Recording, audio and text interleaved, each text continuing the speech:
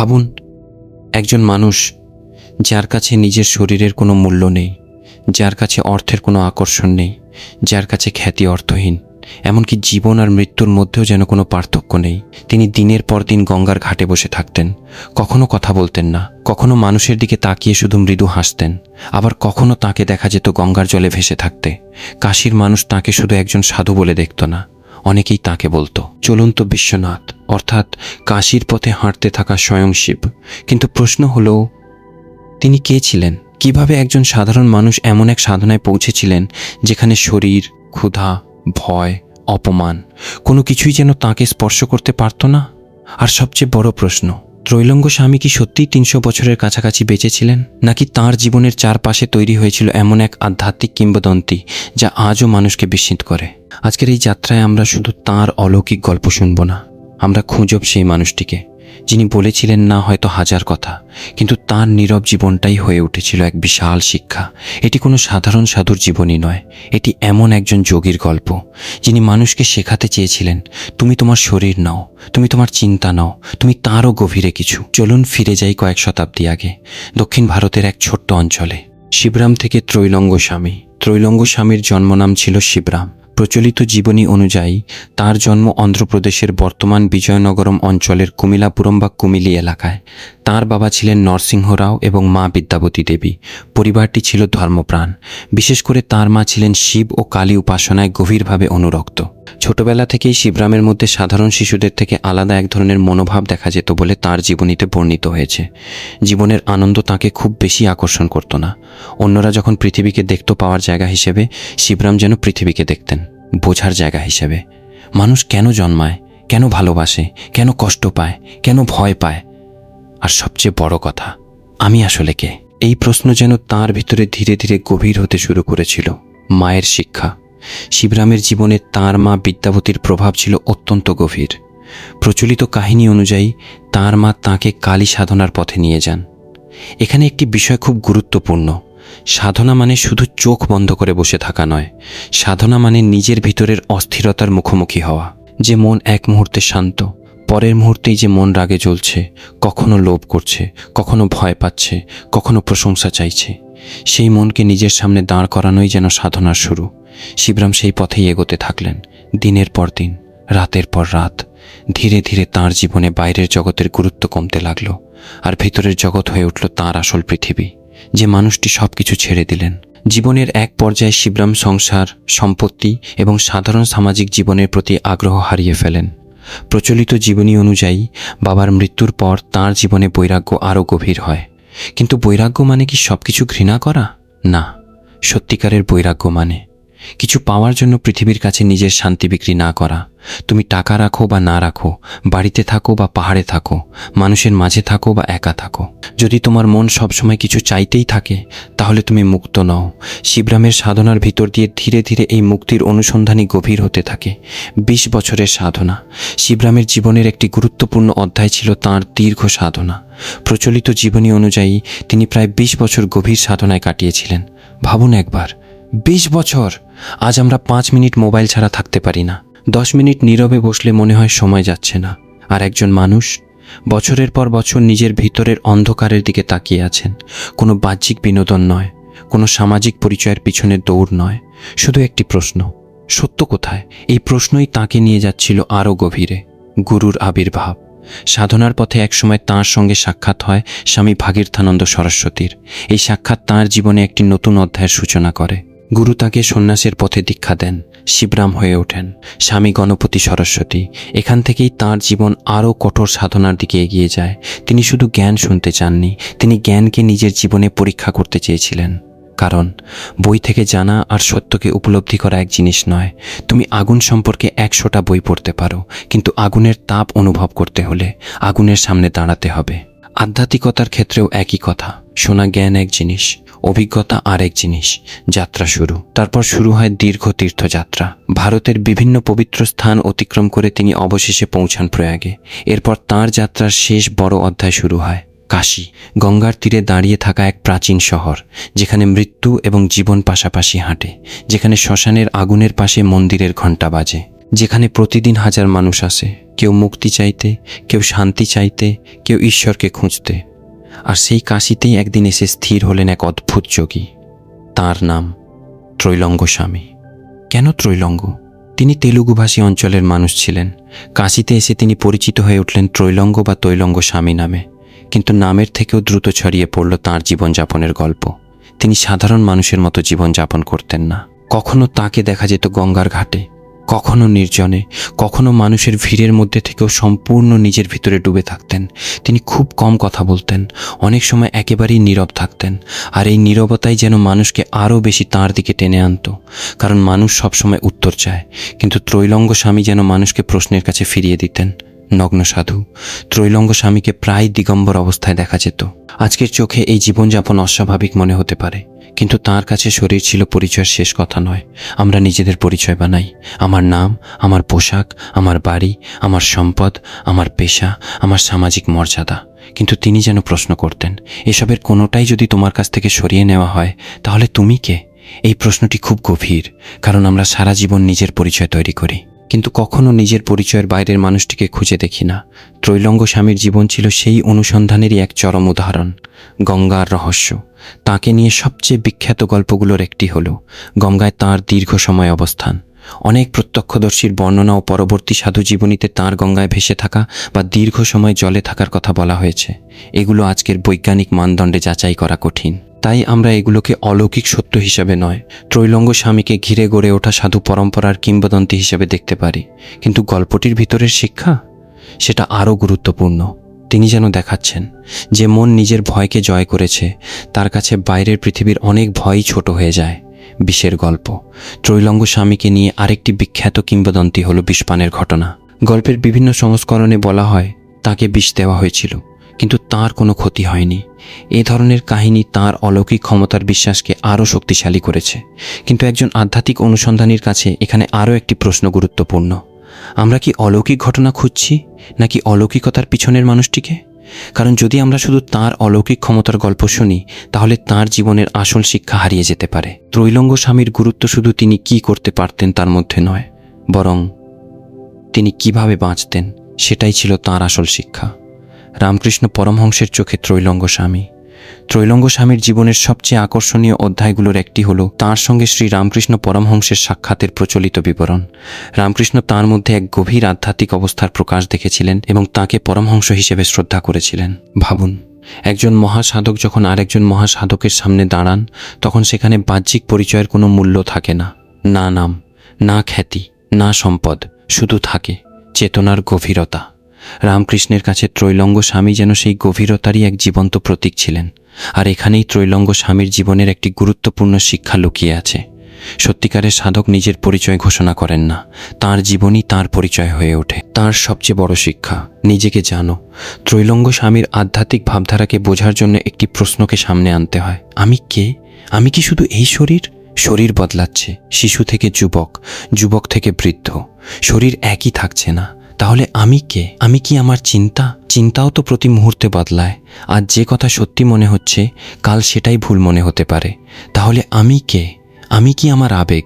রাগ আসে, আবার চলে যায়। দুঃখ আসে, সেটাও চলে যায়। আনন্দ আসে, সেটাও স্থায়ী নয়।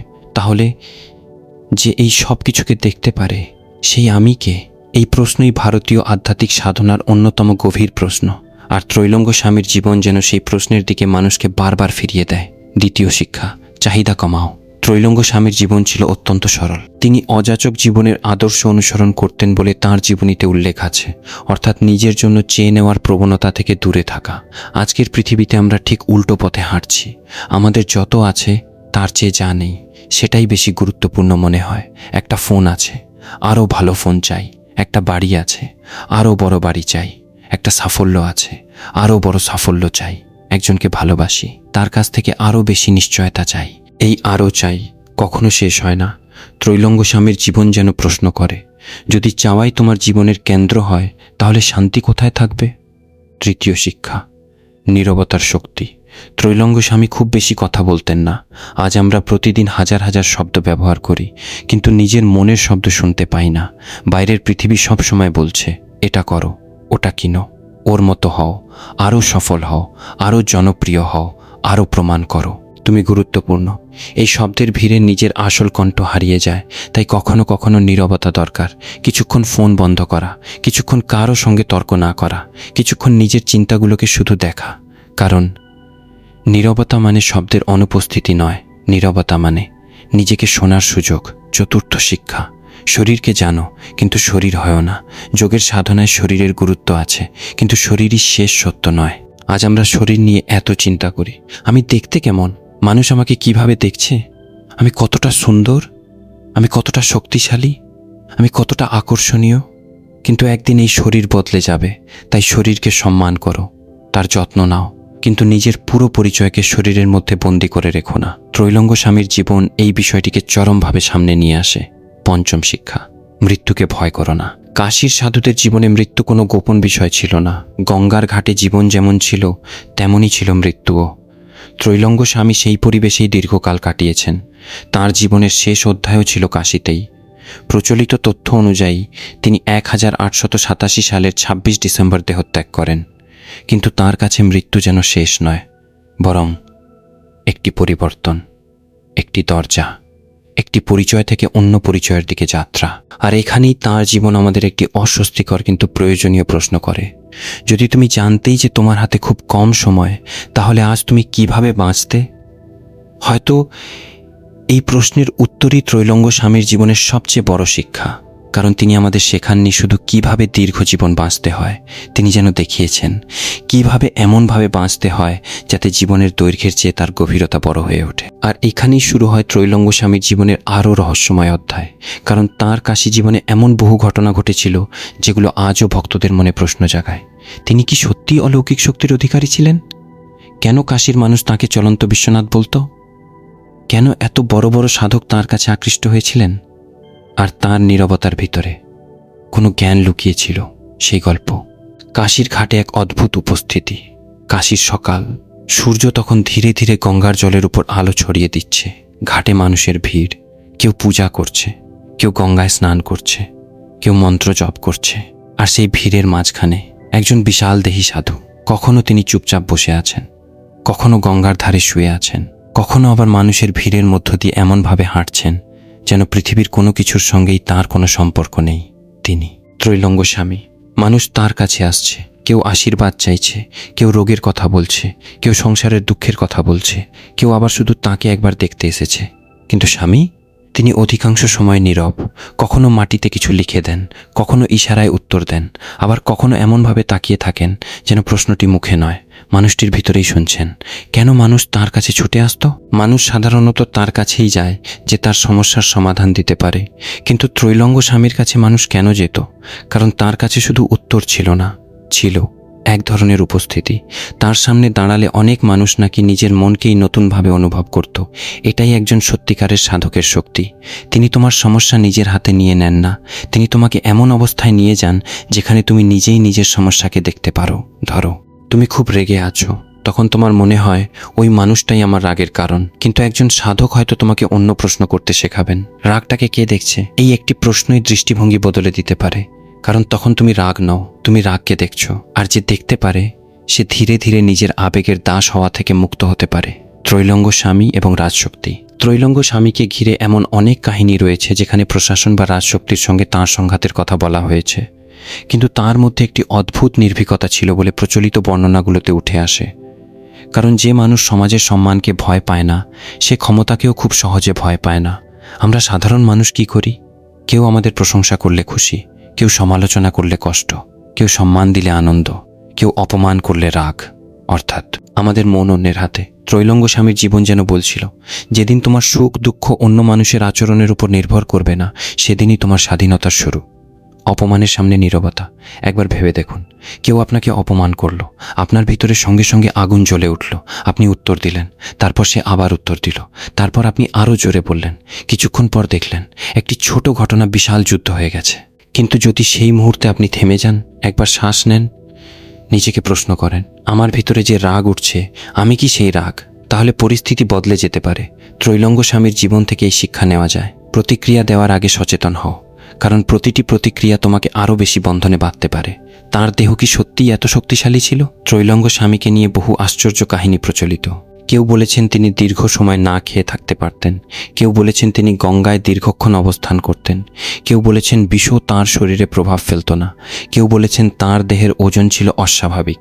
এই ঘটনাগুলোর অনেকটাই সাধু পরম্পরা, ভক্তদের স্মৃতি এবং পরবর্তী জীবনীতে এসেছে। ঐতিহাসিকভাবে প্রতিটি ঘটনার স্বাধীন প্রমাণ পাওয়া কঠিন, তাই আমাদের উচিত অন্ধভাবে বিশ্বাসও না করা, আবার শুধু অবিশ্বাস করেও তাঁর জীবনকে বাতিল না করে দেওয়া, কারণ তাঁর আসল মূল্য অলৌকিক ঘটনায় নয়, তাঁর জীবনযাপনের দর্শনে। অলৌকিকতার পিছনে ছুটো না। এখানে ত্রৈলঙ্গ স্বামীর জীবনের একটি গুরুত্বপূর্ণ শিক্ষা রয়েছে। আধ্যাত্মিকতার পথে মানুষ প্রায়ই অলৌকিক কিছু খুঁজতে শুরু করে। কেউ চায় মন্ত্রে সব সমস্যা দূর হবে, কেউ চায় কোনো সাধু আশীর্বাদ করলেই ভাগ্য বদলে যাবে, কেউ চায় ধ্যান করলেই অদ্ভুত শক্তি আসবে। কিন্তু সত্যিকারের সাধনা কি এসবের জন্য? না। যদি তোমার রাগ কমে না, লোভ কমে না, অহংকার কমে না, ভয় কমে না, তাহলে তোমার সাধনা কতটা গভীর হয়েছে? একজন মানুষ আকাশে উঠতে পারল কি না, সেটা বড় প্রশ্ন নয়। বড় প্রশ্ন হলো সে নিজের অহংকারের উপর উঠতে পেরেছে কিনা। ত্রৈলঙ্গ স্বামীর নীরব শিক্ষা। ত্রৈলঙ্গ স্বামী অনেক সময় কথা বলতেন না, কিন্তু তার নীরবতাও যেন একটি ভাষা ছিল। ভাবুন, আপনি তার সামনে বসে আছেন, আপনি প্রশ্ন করছেন, তিনি উত্তর দিচ্ছেন না। প্রথমে আপনার বিরক্তি হবে, তারপর আপনি নিজের ভিতরে তাকাবেন, তিনি উত্তর দিচ্ছেন না কেন। কিছুক্ষণ পর বুঝবেন আপনি উত্তর চান বাইরে থেকে, কিন্তু হয়তো প্রশ্নটির উত্তর আপনার ভিতরেই রয়েছে। এই হলো নীরবতার শক্তি। নীরবতা তোমাকে উত্তর দেয় না, নীরবতা তোমাকে নিজের ভিতরে নিয়ে যায়। রামকৃষ্ণের সঙ্গে সেই সাক্ষাৎ। এবার আসি তাঁর জীবনের অন্যতম গুরুত্বপূর্ণ অধ্যায়। শ্রী রামকৃষ্ণ পরমহংস তখন দক্ষিণেশ্বরে সাধনায় নিমগ্ন। তাঁর নিজের আধ্যাত্মিক অভিজ্ঞতাও ছিল গভীর। কাশীতে এসে তাঁর সঙ্গে ত্রৈলঙ্গ স্বামীর সাক্ষাতের কথা বিভিন্ন জীবনী ও ভক্তি পরম্পরায় উল্লেখ করা হয়েছে। রামকৃষ্ণ ত্রৈলঙ্গ স্বামীর মধ্যে এমন এক আধ্যাত্মিক অবস্থার প্রকাশ দেখেছিলেন যা তাঁকে গভীরভাবে প্রভাবিত করেছিল। কিন্তু এখানে সবচেয়ে সুন্দর বিষয়টি হলো দুজনের মধ্যে যেন কোনো প্রতিযোগিতা ছিল না। কে বড়, কে বেশি জ্ঞানী, কে বেশি অলৌকিক, এই প্রশ্নই ছিল না। কারণ সত্যিকারের আধ্যাত্মিক মানুষ জানেন সত্যকে নিজের সম্পত্তি বানানো যায় না। দুই সাধকের নীরবতা। একজন ভাবুন, একদিকে রামকৃষ্ণ, অন্যদিকে ত্রৈলঙ্গ স্বামী। দুজনেই ভারতের আধ্যাত্মিক ইতিহাসের গভীরভাবে শ্রদ্ধেয় সাধক, কিন্তু তাদের মধ্যে সবচেয়ে বড় মিল ছিল ঈশ্বরকে শুধু তর্কের বিষয় না বানিয়ে তাঁরা তাঁকে জীবনের অভিজ্ঞতা হিসেবে অনুসন্ধান করেছিলেন। এই জায়গাটি আমাদের জন্য গুরুত্বপূর্ণ। আজ আমরা আধ্যাত্মিকতা নিয়ে তর্ক করি। কোনো ধর্ম সত্য, কোনো গুরু বড়, কোনো মন্ত্র শক্তিশালী, কোনো পথ সেরা। কিন্তু একজন সত্যিকারের অনুসন্ধানী হয়তো অন্য প্রশ্ন করবে, আমার ভিতরের অজ্ঞতা কতটা কমেছে। আত্মা সম্পর্কে তাঁর দর্শন। ত্রৈলঙ্গ স্বামীর সঙ্গে যুক্ত আধ্যাত্মিক শিক্ষাগুলো মূলত অদ্বৈত ভাবনা, আত্মজ্ঞান এবং বৈরাগ্যের দিকে নির্দেশ করে। অদ্বৈত বলে শেষ সত্য এক। বিভেদের অভিজ্ঞতা আমাদের মন ও পরিচয়ের স্তরে। তুমি নিজেকে বলছো আমি আলাদা, আমি এই শরীর, আমি এই নাম, আমি এই পরিচয়। কিন্তু গভীর সাধনা মানুষকে প্রশ্ন করতে শেখায়, এই আমি বোধটি কোথা থেকে আসছে। যেদিন তুমি এই প্রশ্নের গভীরে যেতে শুরু করবে, সেদিন বাইরের পৃথিবীর প্রতি তোমার দৃষ্টিও বদলাতে শুরু করবে। অহংকার সবচেয়ে সূক্ষ্ম বন্ধন। অহংকার শুধু আমি সবার থেকে বড় ভাবা নয়, অহংকার আরও সূক্ষ্ম। আমি ভালো মানুষ, আমি খুব জ্ঞানী, আমি অনেক সাধনা করি, আমি অন্যদের থেকে বেশি আধ্যাত্মিক। এই আমিও অহংকার। কখনো কখনো মানুষ অহংকার ছেড়ে দেওয়ার পরেও আধ্যাত্মিক অহংকার তৈরি করে। সেভাবে আমি এখন অন্যদের থেকে বেশি জেগে আছি, এটাই নতুন বন্ধন। তাই সত্যিকারের জ্ঞান যত গভীর হয়, আমি জানি কথাটি তত কমে যায়। অধ্যায় 28। বৈরাগ্য মানে সংসার ত্যাগ নয়। অনেকেই ভাবেন ত্রৈলঙ্গ স্বামীর মতো সাধু হতে হলে সংসার ছাড়তে হবে, কিন্তু এখানেই ভুল বোঝাবুঝি হতে পারে। বৈরাগ্য মানে শুধু বাড়ি ছেড়ে চলে যাওয়া নয়। তুমি বাড়িতে থেকেও বৈরাগী হতে পারো। কিভাবে? যখন তুমি কাজ করবে কিন্তু ফলের প্রতি অতিরিক্ত আসক্ত হবে না, ভালোবাসবে কিন্তু অধিকার বোধে মানুষকে বন্দি করবে না, অর্থ উপার্জন করবে কিন্তু অর্থকে নিজের পরিচয় বানাবে না, সাফল্য পাবে কিন্তু সাফল্যকে নিজের মূল্য বলে মনে করবে না। এটাই অন্তরের বৈরাগ্য। ক্ষুধা, ভয় এবং ইচ্ছা মানুষের জীবনকে নিয়ন্ত্রণ করে তিনটি বড় শক্তি। ক্ষুধা, ভয়, ইচ্ছা। ক্ষুধা বলছে আরও চাই, ইচ্ছা বলছে এটাও চাই, ভয় বলছে যদি না পাই, যদি হারিয়ে ফেলি, যদি মানুষ আমাকে ছেড়ে যায়, যদি ব্যর্থ হই। এই তিন শক্তির মাঝখানে মানুষ সারা জীবন দৌড়ায়। ত্রৈলঙ্গ স্বামীর সাধনা যেন এই দৌড় থেকে বেরিয়ে আসার এক চরম উদাহরণ। তিনি দেখিয়েছেন যত কম তোমার প্রয়োজন, তত বেশি তোমার স্বাধীনতা। আজকের মানুষের জন্য তাঁর শিক্ষা। এখন প্রশ্ন, শত শত বছর আগের একজন সন্ন্যাসীর জীবন আজকের মানুষের কি কাজে আসবে? উত্তর, অনেক বেশি। কারণ প্রযুক্তি বদলেছে, মানুষের মন বদলায়নি।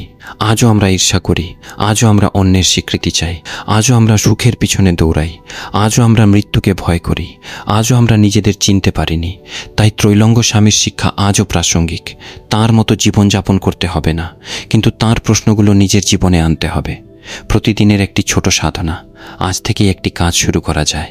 প্রতিদিন মাত্র 10 মিনিট একটি নির্জন জায়গায় বসুন, চোখ বন্ধ করুন।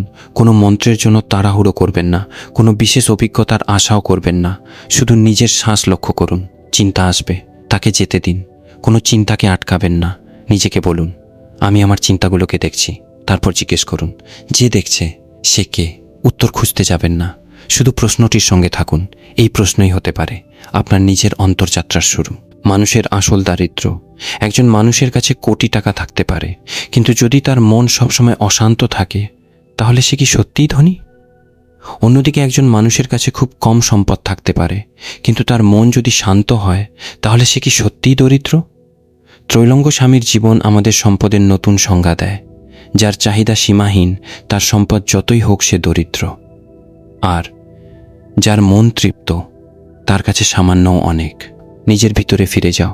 আমরা সারা জীবন বাইরে খুঁজি ভালো চাকরি, ভালো সম্পর্ক, ভালো বাড়ি, ভালো সমাজ, ভালো ভবিষ্যৎ, কিন্তু খুব কম মানুষ প্রশ্ন করে, আমার ভিতরে কি চলছে? আমার রাগ কোথা থেকে আসে? আমার ভয় কোথা থেকে আসে? আমার অহংকার কোথা থেকে আসে? আমার সুখ কেন অন্য মানুষের হাতে? আমি কেন সবসময় আরও কিছু চাই? এই প্রশ্নগুলোই আধ্যাত্মিকতার দরজা খুলতে পারে। ত্রৈলঙ্গ স্বামীর জীবন যেন আমাদের বাইরে থেকে ভিতরের দিকে ফিরিয়ে দেয়। মৃত্যুর দিকে শেষ যাত্রা। 1887 সালের ডিসেম্বর। কাশীর আকাশে তখন শীতের আবহ। দীর্ঘ সাধনার পর ত্রৈলঙ্গ স্বামীর জীবনের শেষ সময় উপস্থিত। প্রচলিত জীবনী অনুযায়ী তিনি 26 ডিসেম্বর 1887 সালে দেহত্যাগ করেন। তার শেষ যাত্রা নিয়েও বহু ভক্তিমূলক কাহিনী প্রচলিত আছে। কিন্তু মৃত্যুর মুহূর্তে একজন সাধুর সবচেয়ে বড় শিক্ষা কী হতে পারে?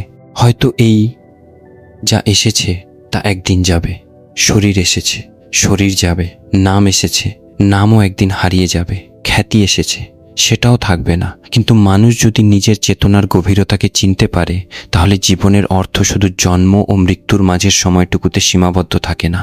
ত্রৈলঙ্গ স্বামী আসলে কি রেখে গেলেন? তিনি কি বিশাল কোনো সাম্রাজ্য রেখে গিয়েছিলেন? না। তিনি কি বিপুল সম্পদ রেখে গিয়েছিলেন? না। তিনি কি বড় কোনো রাজনৈতিক শক্তি তৈরি করেছিলেন? না। তিনি রেখে গিয়েছিলেন একটি জীবন, একটি এমন জীবন যা মানুষকে প্রশ্ন করতে বাধ্য করে, আমি কে? আমার কতটা প্রয়োজন? আমি কেন ভয় পাই? আমি কেন অন্যের স্বীকৃতি চাই? আমি কি আমার শরীর? আমি কি আমার চিন্তা? আমি কি আমার নাম? নাকি এরও গভীরে কিছু আছে? ত্রৈলঙ্গ স্বামীর 10টি মূল শিক্ষা। 1. নিজেকে জানো। বাইরের পৃথিবীকে জানার আগে নিজের মনকে জানো। 2. চাহিদা কমাও। যত বেশি চাইবে, তত বেশি নির্ভরশীল হবে। 3. নীরবতা শিখো। সব প্রশ্নের উত্তর শব্দে পাওয়া যায় না। 4. অহংকারকে দেখো, আমি জানি। এই ধারণাটিও বন্ধন হতে পারে। 5. শরীরের যত্ন নাও, কিন্তু নিজের সম্পূর্ণ পরিচয়কে শরীরের মধ্যে সীমাবদ্ধ রেখো না। 6. ভয়ের দিকে তাকাও। যে জিনিসকে ভয় পাও, সচেতনভাবে সেটাকে দেখো। 7. অন্যের স্বীকৃতির উপর নির্ভর করো না। মানুষের প্রশংসা যেমন স্থায়ী নয়, সমালোচনাও নয়। 8. অলৌকিকতার পিছনে দৌড়িও না। নিজের চরিত্রের পরিবর্তনই বড় অলৌকিকতা নয়। বৈরাগ্যকে ভিতরে আনো।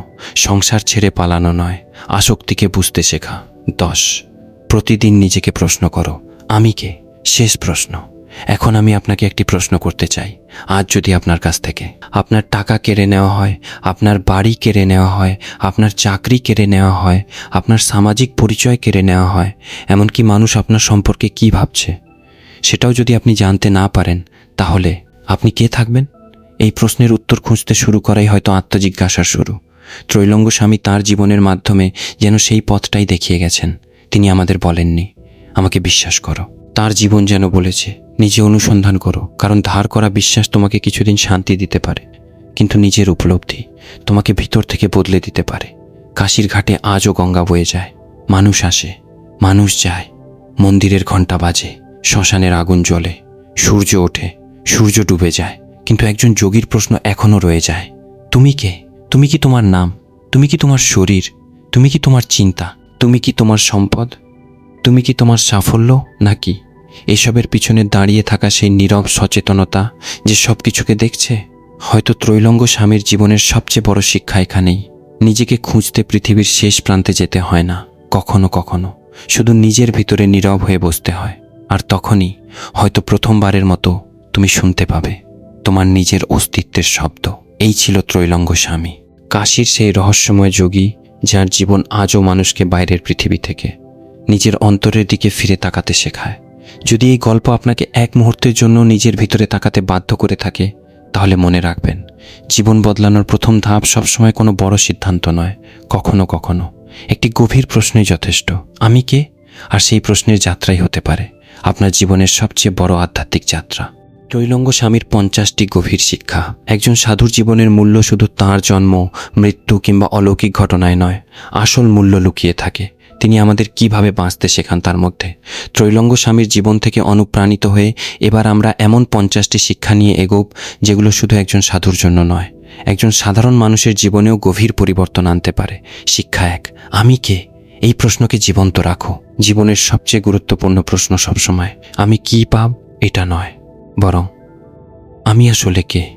তুমি যখন নিজের পরিচয় নিয়ে গভীরভাবে অনুসন্ধান শুরু করবে, তখন ধীরে ধীরে বুঝবে তোমার অনেক পরিচয় আসলে অস্থায়ী। শিক্ষা 2, নিজের মনকে পর্যবেক্ষণ করো। রাগ উঠলে সঙ্গে সঙ্গে রাগের কথা বলো না, লোভ এলে সঙ্গে সঙ্গে কাজ করো না, ভয় এলে সঙ্গে সঙ্গে পালিও না। প্রথমে দেখো, কারণ যে নিজের মনকে দেখতে পারে সে ধীরে ধীরে নিজের মনকে বুঝতে শেখে। শিক্ষা 3, প্রতিটি চিন্তা সত্য নয়। তোমার মাথায় একটি চিন্তা এসেছে, তার মানে এই নয় যে চিন্তাটি সত্য। মন প্রতিদিন হাজার হাজার কথা বলে, কিছু সত্য, কিছু ভয়, কিছু স্মৃতি, কিছু কল্পনা, কিছু সম্পূর্ণ অপ্রয়োজনীয়। তাই প্রতিটি চিন্তাকে বিশ্বাস করার আগে তাকে দেখো। শিক্ষা 4, চাহিদা কমাও। জীবনের অশান্তির একটি বড় কারণ অতিরিক্ত চাহিদা। যত বেশি চাইবে তত বেশি হারানোর ভয় তৈরি হবে। তাই মাঝে মাঝে নিজেকে জিজ্ঞেস করো, আমার সত্যিই কতটা প্রয়োজন? শিক্ষা 5, সন্তুষ্টি অনুশীলন করো। সন্তুষ্টি মানে উন্নতি বন্ধ করা নয়, সন্তুষ্টি মানে উন্নতি করতে করতে নিজের বর্তমান জীবনকে ঘৃণা না করা। আজ যা আছে তার মূল্য বোঝো, তারপর আগামীকালের জন্য কাজ করো। শিক্ষা 6, নীরবতার সঙ্গে বন্ধুত্ব করো। প্রতিদিন কিছু সময় নীরবে থাকো, ফোন ছাড়া, সোশ্যাল মিডিয়া ছাড়া, অন্যের মতামত ছাড়া, শুধু নিজের সঙ্গে। প্রথমে অস্বস্তি হবে, কারণ তখন তুমি নিজের মনের শব্দ শুনতে পাবে, কিন্তু সেই অস্বস্তির মধ্য দিয়েই সচেতনতা জন্মায়। শিক্ষা 7, প্রশংসার দাস হয় না। কেউ তোমাকে প্রশংসা করলো, খুশি হলে, কেউ সমালোচনা করলো, ভেঙে পড়লে, তাহলে তোমার মানসিক নিয়ন্ত্রণ অন্যের হাতে। নিজের মূল্য বুঝতে শিখো। শিক্ষা 8, অপমানকে শিক্ষক বানাও। কেউ অপমান করলে সঙ্গে সঙ্গে প্রতিশোধ নিতে যেও না। নিজেকে প্রশ্ন করো, কেন এই কথাটি আমাকে এতটা কষ্ট দিল? হয়তো সেই কথার মধ্যে তোমার অহংকারের কোনো দুর্বল জায়গা লুকিয়ে আছে। শিক্ষা 9, রাগের আগে বিরতি নাও। রাগের মুহূর্তে নেওয়া সিদ্ধান্ত অনেক সময় ভুল হয়, তাই একটি অভ্যাস করো। রাগ উঠলে কিছুক্ষণ চুপ থাকো, শ্বাস নাও, তারপর কথা বলো। একটি ছোট বিরতি একটি বড় ভুল থেকে বাঁচাতে পারে। শিক্ষা 10, ভয়কে পালিয়ে নয়, দেখে জয় করো। যে জিনিসকে তুমি ভয় পাও তার থেকে সব সময় পালিয়ে গেলে ভয় আরও বড় হয়। সচেতনভাবে তার দিকে তাকাও, নিজেকে জিজ্ঞেস করো, সবচেয়ে খারাপ কি হতে পারে? তারপর দেখো তুমি সেই পরিস্থিতির মুখোমুখি হতে পারো কি না। শিক্ষা 11, মৃত্যুকে জীবনের অংশ হিসেবে গ্রহণ করো। মৃত্যুর কথা ভাবতে আমরা ভয় পাই, কিন্তু মৃত্যু সম্পর্কে সচেতন হওয়া জীবনকে আরও মূল্যবান করে তুলতে পারে।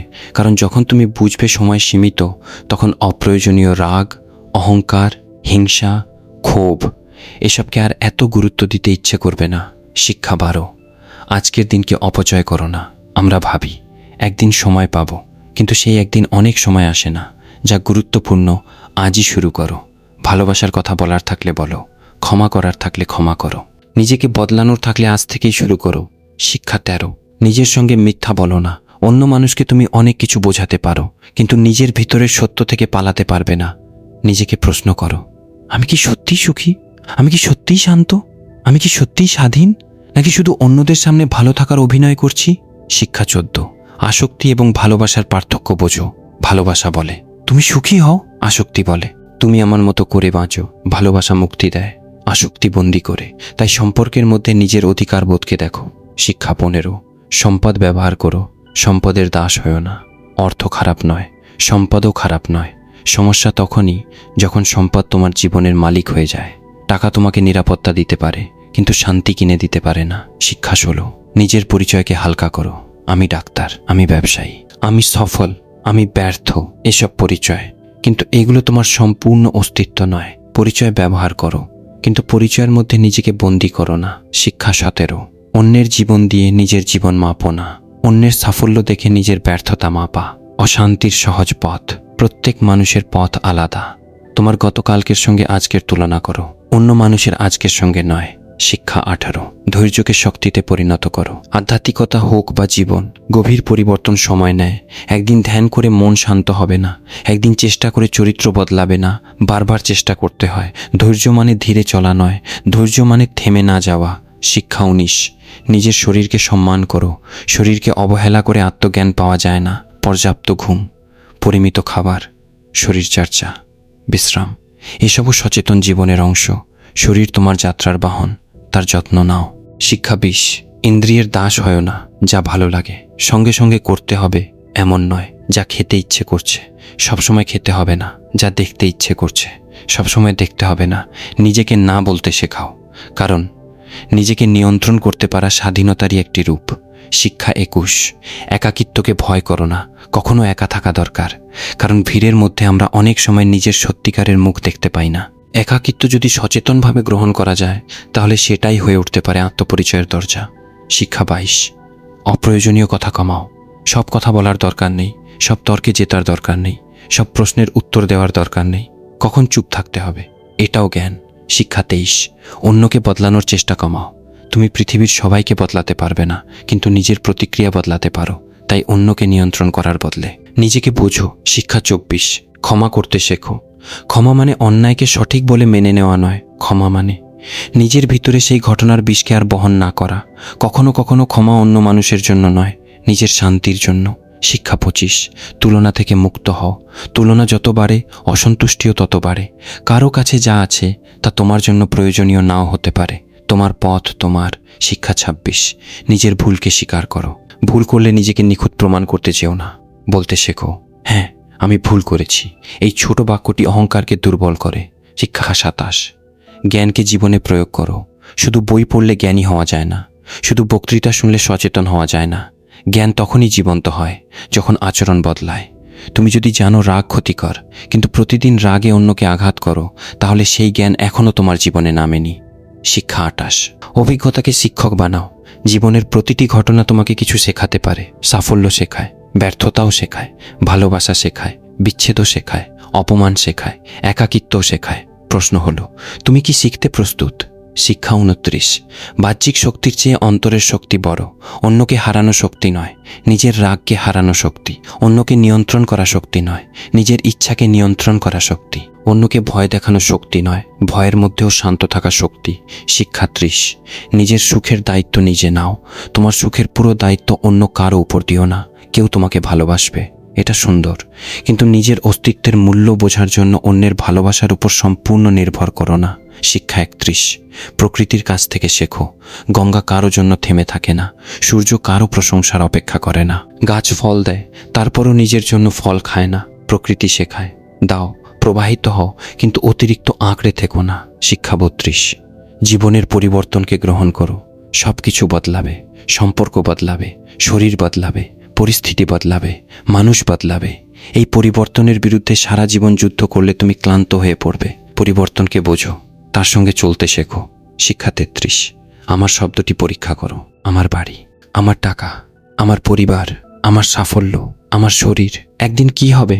সব কিছুই বদলে যাবে। তাই আমার বলার সঙ্গে সঙ্গে মনে রেখো, কিছুই চিরস্থায়ী মালিকানা নয়। শিক্ষা 34, অহংকারের সঙ্গে সচেতন হও। অহংকার সবসময় গর্জন করে আসে না, কখনো খুব নীরবে আসে। আমি সবার চেয়ে ভালো, আমি বেশি জানি, আমি বেশি আধ্যাত্মিক, এই চিন্তাগুলোকেও দেখো। শিক্ষা 35, নিজের ভিতরের অন্ধকারকে ভয় পেও না। তোমার ভিতরে রাগ আছে, ঈর্ষা আছে, লোভ আছে, ভয় আছে। এগুলো থাকার জন্য নিজেকে ঘৃণা করো না। প্রথমে দেখো, যা দেখা যায় তা ধীরে ধীরে বোঝা যায়, যা বোঝা যায় তা পরিবর্তন করা সম্ভব। শিক্ষা 36, সচেতনভাবে খাও। খাবার শুধু শরীরকে প্রভাবিত করে না, তোমার মনকেও প্রভাবিত করতে পারে। তাই খাওয়ার সময় শুধু স্বাদের দিকে নয়, নিজের শরীরের প্রতিক্রিয়ার দিকেও নজর দাও। শিক্ষা 37, প্রতিদিন কিছুক্ষণ আত্মপর্যবেক্ষণ করো। দিনের শেষে নিজেকে 3টি প্রশ্ন করো। আজ কোথায় আমি রেগে গিয়েছিলাম? কোথায় আমি অহংকার করেছি? কোথায় আমি সচেতন ছিলাম? এই 3টি প্রশ্ন ধীরে ধীরে তোমার চরিত্রকে তোমার সামনে তুলে ধরবে। শিক্ষা 38। ভোগের মাঝেও সীমা রাখো। জীবন উপভোগ করা ভুল নয়, কিন্তু যখন ভোগ তোমাকে নিয়ন্ত্রণ করতে শুরু করে তখন সমস্যা। যা ব্যবহার করো সচেতনভাবে করো, যা উপভোগ করো আসক্ত হয়ে নয়। শিক্ষা 39। নিজের ভিতরে একটি নীরব স্থান তৈরি করো। বাইরের পৃথিবী সব সময় ব্যস্ত থাকবে, কাজ থাকবে, সমস্যা থাকবে, মানুষ থাকবে, কিন্তু নিজের ভিতরে একটি জায়গা তৈরি করো যেখানে কিছুক্ষণ কোনো পরিচয় থাকবে না, শুধু তুমি থাকবে। শিক্ষা 40। আধ্যাত্মিকতা প্রদর্শন করো না। যদি তুমি সত্যিই ধ্যান করো, সবাইকে বলার দরকার নেই। যদি তুমি সত্যিই শান্ত হও, প্রমাণ করার দরকার নেই। যদি তুমি সত্যিই জ্ঞানী হও, তোমার আচরণই তা দেখাবে। শিক্ষা 41। সরল হও। জীবনকে অতিরিক্ত জটিল করে তুলো না। সব কিছু বিশ্লেষণ করতে হবে না, সব মানুষকে বোঝাতে হবে না, সব পরিস্থিতিকে নিয়ন্ত্রণ করতে হবে না। কখনো কখনো সরলভাবে বাঁচাও এক ধরনের গভীর জ্ঞান। শিক্ষা 42। নিজের সময়ের মূল্য বোঝো। টাকা হারালে আবার উপার্জন করা যায়, কিন্তু সময় ফিরে আসে না। তাই নিজের সময় কোথায় দিচ্ছ সেটা লক্ষ্য করো। যে জিনিস তোমার জীবনকে উন্নত করে না, সেখানে অতিরিক্ত সময় নষ্ট করো না। শিক্ষা 43। সচেতনভাবে কথা বলো। কথা বলার আগে 3টি প্রশ্ন: এটা কি সত্য? এটা কি প্রয়োজনীয়? এটা কি উপকারী? যদি 3টির উত্তরই না হয়, তাহলে নীরবতা হয়তো ভালো। শিক্ষা 44। প্রতিশোধের আগুন থেকে বেরিয়ে এসো। প্রতিশোধ নিতে গেলে তুমি সেই মানুষটির সঙ্গে নিজেকে আরও বেশি বেঁধে ফেলো। সে তোমাকে আঘাত করেছে, তারপর তুমি তার কথা সারাদিন ভাবছ, তাহলে সে তোমাকে দ্বিতীয়বারও নিয়ন্ত্রণ করছে। মুক্ত হও। শিক্ষা 45। নিজের অন্তরের স্বাধীনতাকে রক্ষা করো। কেউ তোমাকে ভালোবাসতে পারে, কেউ তোমাকে ঘৃণা করতে পারে, কেউ তোমাকে সম্মান করতে পারে, কেউ তোমাকে অপমান করতে পারে, কিন্তু নিজের ভিতরের শান্তির চাবি অন্য কারো হাতে দিও না। শিক্ষা 46। প্রত্যাশা কমাও। প্রত্যাশা যত বেশি, হতাশার সম্ভাবনাও তত বেশি। মানুষকে ভালোবাসো, কিন্তু প্রতিটি কাজের বিনিময়ে কিছু পাওয়ার হিসাব রেখো না। শিক্ষা 47। প্রতিদিন নতুন করে শুরু করো। গতকাল তুমি ভুল করেছো, ঠিক আছে, আজ আবার শুরু করো। গত মাসে তুমি ব্যর্থ হয়েছ, ঠিক আছে, আজ আবার চেষ্টা করো। নিজেকে চিরকাল অতীতের ভুলের সঙ্গে বেঁধে রেখো না। শিক্ষা 48। সত্যিকারের শক্তি শান্ত। চিৎকার করা সহজ, রাগ দেখানো সহজ, ভয় দেখানো সহজ, কিন্তু চাপের মধ্যেও শান্ত থাকা, সেটাই শক্তি। তাই নিজের ভিতরে এমন শক্তি তৈরি করো যাকে প্রমাণ করতে চিৎকার করতে হয় না। শিক্ষা 49। জীবনের শেষ সত্য: অনিত্যতা। যা এসেছে তা যাবে, যা জন্মেছে তা বদলাবে, যা তৈরি হয়েছে তা একদিন ভেঙে যাবে। এই সত্যকে মেনে নেওয়া হতাশা নয়, বরং এটাই জীবনের প্রতি গভীর সচেতনতা। কারণ অনিত্যতা বুঝলে তুমি বর্তমান মুহূর্তকে আরও মূল্য দিতে শেখো। শিক্ষা 50। নিজের ভিতরে ফিরে যাও। শেষ পর্যন্ত তোমাকে নিজের কাছেই ফিরে আসতে হবে। গুরু পথ দেখাতে পারেন, বই জ্ঞান দিতে পারে, সাধু অনুপ্রেরণা দিতে পারেন, কিন্তু পথ হাঁটতে হবে তোমাকেই। তাই প্রতিদিন কিছুক্ষণ থামো, শ্বাস নাও, নিজেকে দেখো আর প্রশ্ন করো, আমি কে? হয়তো প্রথম দিন কোনো উত্তর পাবে না, দ্বিতীয় দিনও না, হয়তো মাসের পর মাসও না, কিন্তু প্রশ্নটি জীবন্ত রাখো। কারণ কখনো কখনো প্রশ্নের গভীরতাই উত্তরকে জন্ম দেয়। গঙ্গা এখনো বয়ে চলেছে, কাশীর ঘাট এখনো মানুষের পদচারণায় পূর্ণ, মন্দিরের ঘণ্টা এখনো বাজে, সূর্য এখনো প্রতিদিন উদয় হয়। আর শত শত বছর পরেও ত্রৈলঙ্গ স্বামীর জীবন মানুষকে একটি কথাই মনে করিয়ে দেয়: তুমি বাইরে যতই খুঁজে বেড়াও, একদিন তোমাকে নিজের ভিতরেই ফিরতে হবে। তোমার কাছে অর্থ থাকতে পারে, খ্যাতি থাকতে পারে, সাফল্য থাকতে পারে, মানুষের ভালোবাসা থাকতে পারে, কিন্তু যদি নিজের মনকে না চেনো, তাহলে নিজের সবচেয়ে বড় রহস্যটি অজানা থেকে যাবে। আর যদি নিজের ভিতরে একটু আলো জ্বালাতে পারো, তাহলে বাইরের অন্ধকার আগের মতো ভয়ঙ্কর থাকবে না। ত্রৈলঙ্গ স্বামী হয়তো আমাদের অলৌকিক হতে শেখাননি, তিনি আমাদের শেখান সচেতন হতে। তিনি হয়তো আমাদের পৃথিবী ছেড়ে পালাতে বলেননি, তিনি শেখান পৃথিবীর মধ্যে থেকেও আসক্তির দাস না হতে। তিনি হয়তো বলেননি, আমাকে অনুসরণ করো, বরং তার জীবন যেন ফিসফিস করে বলে, নিজেকে অনুসন্ধান করো। কারণ শেষ পর্যন্ত তোমার সবচেয়ে বড় গুরু হতে পারে তোমার নিজের সচেতনতা, তোমার সবচেয়ে বড় মন্দির হতে পারে তোমার নিজের অন্তর, আর তোমার সবচেয়ে বড় যাত্রা হতে পারে নিজের কাছ থেকে নিজের কাছেই ফিরে আসা। এবং সেই যাত্রার প্রথম প্রশ্ন, আমি কে?